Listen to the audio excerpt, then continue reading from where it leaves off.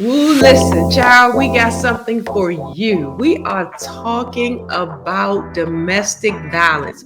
I don't know who needs to hear this, but I do know you know someone that needs to hear this. So invite people to be a part of it. Call your good girlfriend, call your good guy friend, whoever, your daughter, your son. Tell them to join us today because we have a conversation that we want to enlighten and empower some with. So, yeah, stay tuned. Listen, I think everybody in the world has seen the video, amongst other things that we're going to be talking about today. But I think the interesting thing is it has spawned a conversation that has long been overdue.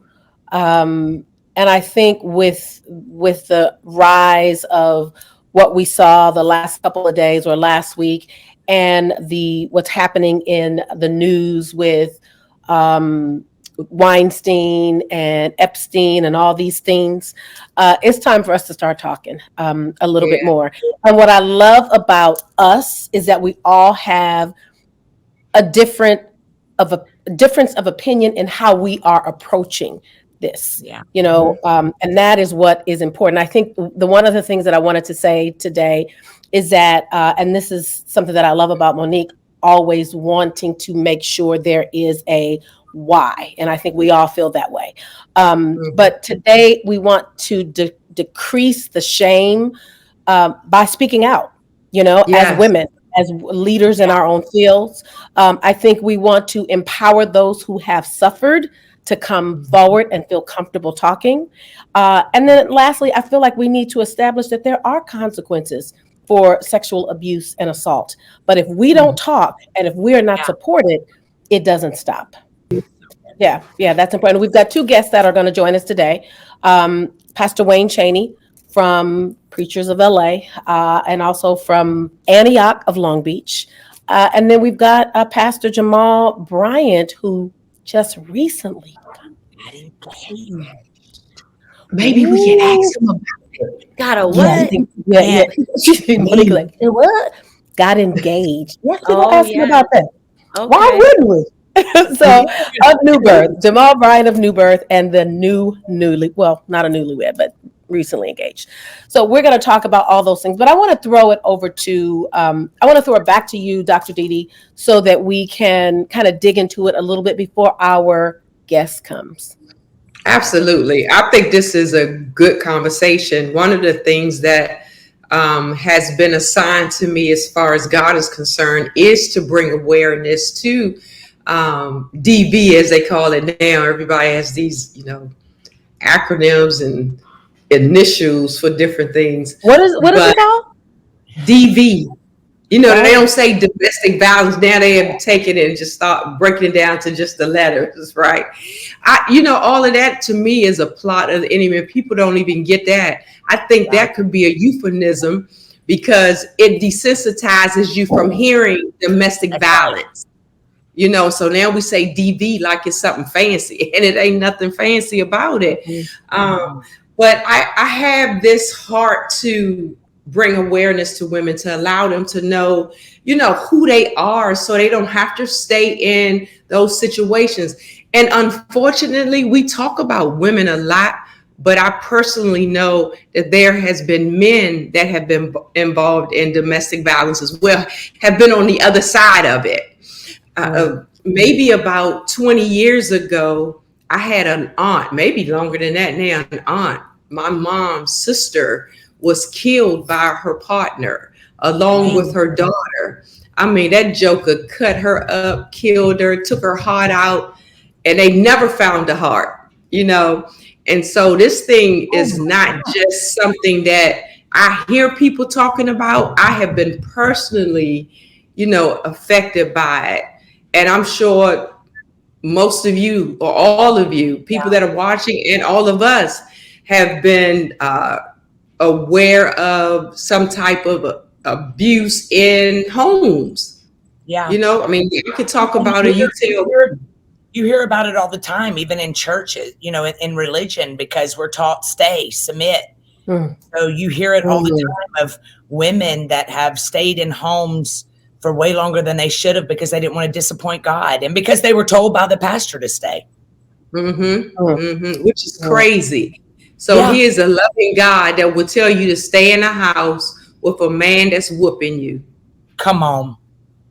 And they do. You know, listen, being raised in the denomination that I was raised in, back in the day, they did say, stay until the Lord says something else. But I think in this dispensation, that has changed.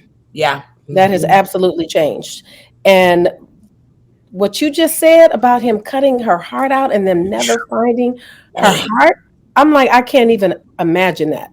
I just, and I can't say that I could even fathom that because I can't, but the fact that it's still happening Oh, yeah. is something that we've got to do something about, you know? One of the things that we were reading, we talked about before, is kind of the New York's highest court last month threw out Weinstein's rape conviction, you know, and the ruling said, the judge said it was unfairly charged. What do you guys think about that? Monique, specifically, what are your thoughts? I'm so glad you asked me that. You know, as when we all discuss, you know, this topic needing to be discussed, I've been thinking about our conversation and then even after that. For me, it's more of, why does it take news topics, celebrity concepts for us to actually deal with what I see as humanity issues, soul issues, community issues?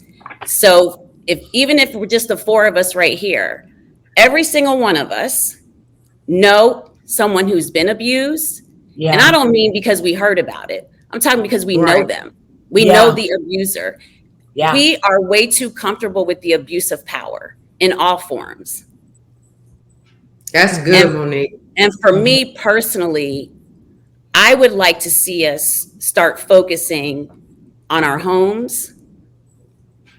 It's like our children are the future. These adults who are abusing power, somewhere along the line, they were abused. Somewhere along the line, their insecurities were pushed and they were traumatized. And even when I think about revisiting the visual images, revisiting videos, it's like, I remember having a conversation with one of my girlfriends, and it was like, how many times do we have to see from the educational perspective that we were slaves? When do we start taking the narrative back of not feeding into the negative? I'm not saying not talk about it and not have solutions, but I would like to see us start empowering our individual selves, the young people we raise, the people that are in our community, and taking it one by one so that it doesn't get to these community normalcies. You know, our children, even if it's our children who are not around these things, they have access to social media. We're spending more time as a people hitting the repost button for trauma than we are for actually the love of life we should have.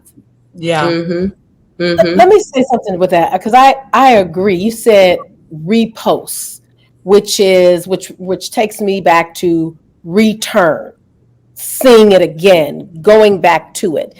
And one of the things, and I think we had a statistic, Dr. Didi, if you can bring up those statistics that I know we had. Yes.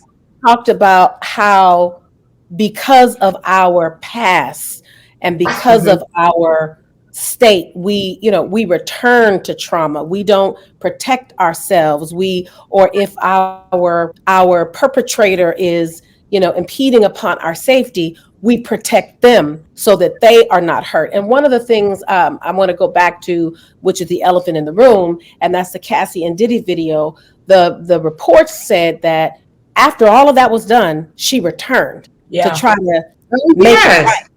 And I never understand why do we return? What I is would it? I would like to say something about that, Dr. Holly. We don't spend enough time on our subconscious, right? We are being programmed from an early age on the violence, on the authoritative persona. We raise our children to not talk back to adults, even if it's something that's harming them. And so when you become an adult and this is happening to you, that subconscious is kicking in. All of these fear-based tactics that we are being raised with from an early age. And I'm not saying us, maybe we didn't, maybe we did, but the reality is that this is how most of society is being raised. Fear-based tactics, the subconscious operating all the time, going back to all these things that we're living and seeing, even if it's not happening to us. No, that's good. You're absolutely correct. I always talk about that. 80 to 90% of what we do comes out of our subconscious mind. So really, we're only present like 10% of the time. We live out of what we have inherited a lot, what has been passed down to us. And if we're not constantly renewing that part, we're not really going to live and make good sound decisions. And I like to even spiritualize it a little bit. And I always think about women because of the way that God created us, right? He created us to be adaptable. Adaptable means, and what happens is we start adapting to the wrong thing or to the wrong individual, someone who doesn't have the heart of God, someone who doesn't know how to lead us the way that we're supposed to be led. And we don't even realize that we're so connected. That's why we talk about these soul ties. We're so connected to this unhealthy behavior, and we don't even realize that we have allowed ourselves to adapt something wrong. And it has to be broken, because I think it says it like 3 to 7 times it takes for a woman to actually leave an abusive relationship. Almost like you get addicted to it. It's like when they break you down, and then you keep going back because it is a breaking down for sure. And the only way to break it is to get away. You got to no contact, get away. I'm going to use my own personal story because, as you all know, I've been on a healing journey for quite a while. And one of the things that I had recently done some work on was even learning where I learned the concept of love. And I mean from a man. And from my father's side, on my father's side, he loved me. And because my mother is so positive and so filled with love, she always taught us that that was enough. Don't say that your father loves you. But here's the thing. He wasn't showing up consistently. He wasn't the one showing up at my programs. He wasn't the one showing up at my events, my dancing routines. He wasn't the one taking me to learn how to drive. He wasn't the one that met the boy that took me on my first date. He was alive, but he wasn't the one. And so teaching our daughters that someone loving you is enough was such a horrific thing, because it didn't come with, and these are the actions that actually show you what love looks like and what feels like. And I realized that taking that concept even into my marriage, that no matter what, oh, he loves me. In all my relationships, they love me. I love them. That's enough. That's not enough. So are we saying that she returned because there is a soul tie? She doesn't love herself enough. She was not connected. The bond was too tight, or she was just traumatized. It could be a mixture. Nobody knows, and nobody probably will ever know. But that's across the board for women, period. You know, that's why it's so important for us to know who we are, to value ourselves, and not give discounts and reduce, what God created us to be from the very beginning. But I mean, I was the same way. It's like I came into a relationship, into marriage, a strong individual. My dad raised 5 girls and told us almost like, you don't need a man for anything, And so then when I got married, here I am marrying somebody. I'm strong. He's strong. And it was like we tried to break each other. And emotionally, I was broken because I couldn't win. I couldn't out-talk him, and emotionally, I couldn't override how I was feeling. And so I became a wreck, a piece of work, if you will.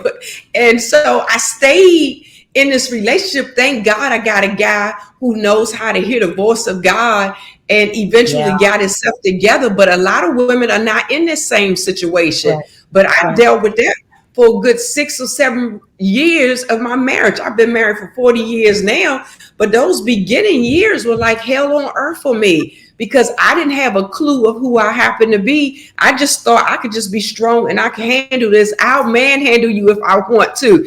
And that was wrong, And so the abuse was, for me, it was like giving and taking. It was like we both were a mess, just trying to break each other. And so it took me coming to some awareness of what I was entitled to and what I wanted out of life. And so I began to change me. And when I began to change me, I started having different expectations. So good. I don't think we can ever speak on behalf of like one individual victim.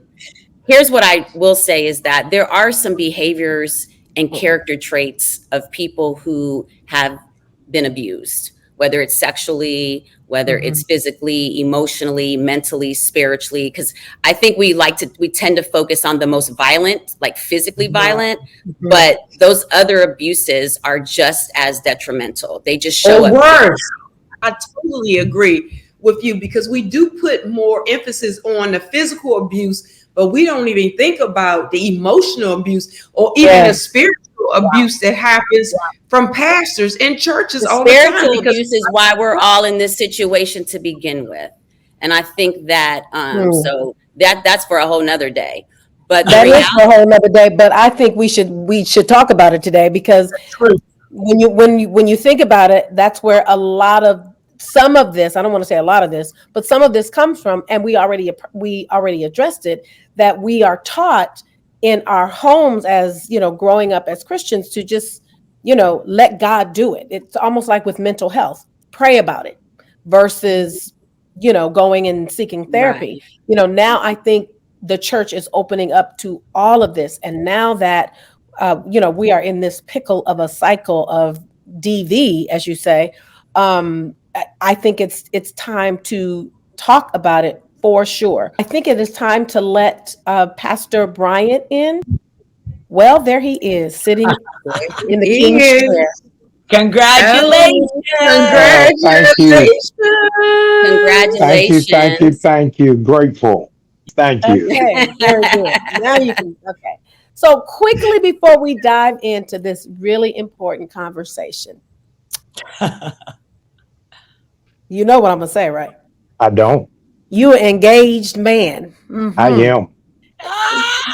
And we saw it all online. You took it to some beautiful place and had the lights sparkling in the back. Tell us about that.